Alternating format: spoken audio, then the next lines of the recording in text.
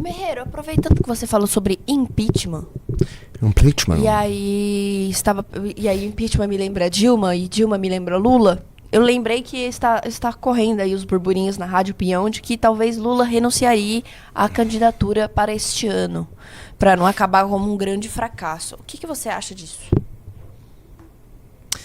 Desculpa. Você acha que há essa possibilidade dele desistir da candidatura? Acho que há. Inclusive, fui humilhado por Eduardo Bisotto, né, um dos maiores analistas políticos que temos hoje no Brasil. Acho que dá pra dizer isso com uma certa segurança, porque alguns meses atrás,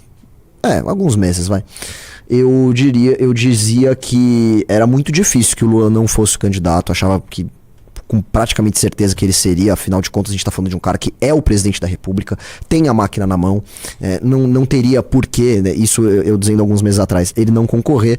Só que o Bisotto, com a sua imensa sabedoria, diga-se de passagem, já dizia que os resultados de pesquisas não seriam nada positivos pro Lula.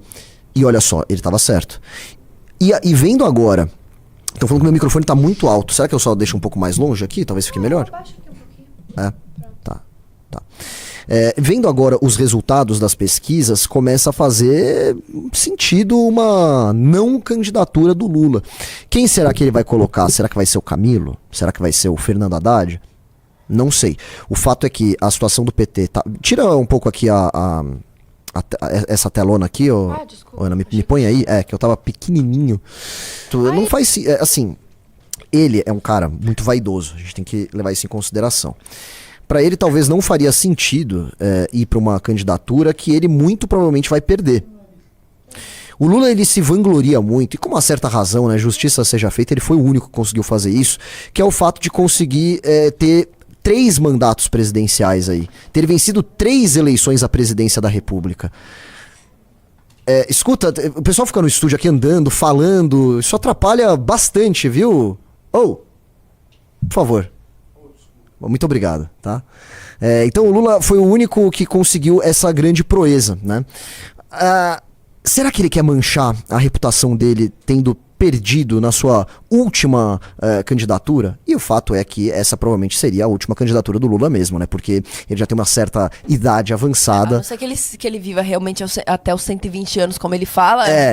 Assim, mesmo assim, né? Já tá idoso, já é muito difícil. Campanha presidencial é uma coisa que requer muito esforço, muita energia. É um negócio complicado. Então, eu tô achando que o provável é que o Lula não seja candidato. E tem muito pouca gente falando isso ainda, né? Eu tava na Jovem Pan esses dias falando exatamente isso, e aí o Rodrigo Mota, um abraço pra ele aí, eu sei que ele não deve estar assistindo, mas manda um abraço pra ele aqui, ele dá bronca em mim, disse que era um absurdo pensar na possibilidade do Lula não ser candidato, que o PT não larga o osso e tal.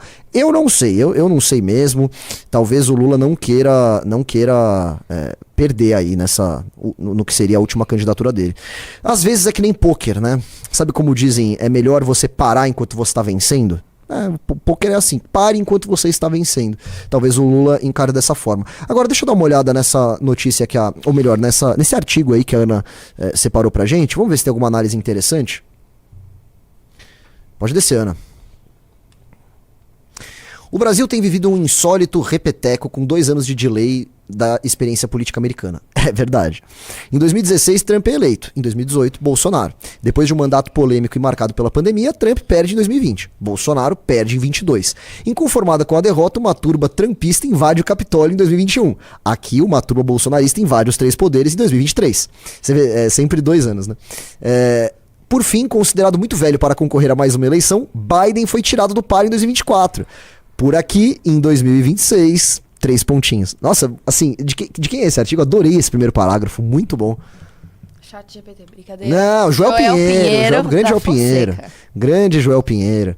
Eu gosto muito dele. Eu ainda acho que ele às vezes tem aquelas posições de liberal, sabe? Aquele liberal bem 2015, assim, né? Mas tudo bem, né? Eu ainda acho que ele é muito bom, ele escreve muito bem e acho que ele dá boas opiniões, tá? Tô aqui falando a verdade mesmo. Nem sei se ele já falou mal da gente ou não, mas as coisas que eu vi dele eu geralmente gosto, tá? Vamos ver o que mais ele diz aí. A cada nova pesquisa, que sua popularidade não sobe e em que Flávio Bolsonaro aparece numericamente na frente, aumenta o coro daqueles que prevêem ou pedem a saída de Lula da corrida. Lembrando aqui que o próprio Lula já deu algumas declarações muito dúbias, né, muito ambíguas ali, dizendo, eu não sei ainda se eu vou ser candidato ou não.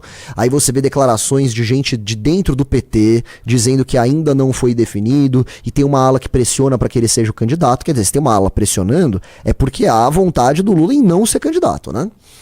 Em 2023, Lula já era o presidente mais velho ao tomar posse, com 77 anos. Hoje, com 80, está próximo dos 81 que tinha Biden em maio de 2024. Baita comparação, muito bom. O mero paralelo entre os países não é argumento, evidentemente. Existem diferenças importantes entre o quadro americano de 24 e o brasileiro de 26.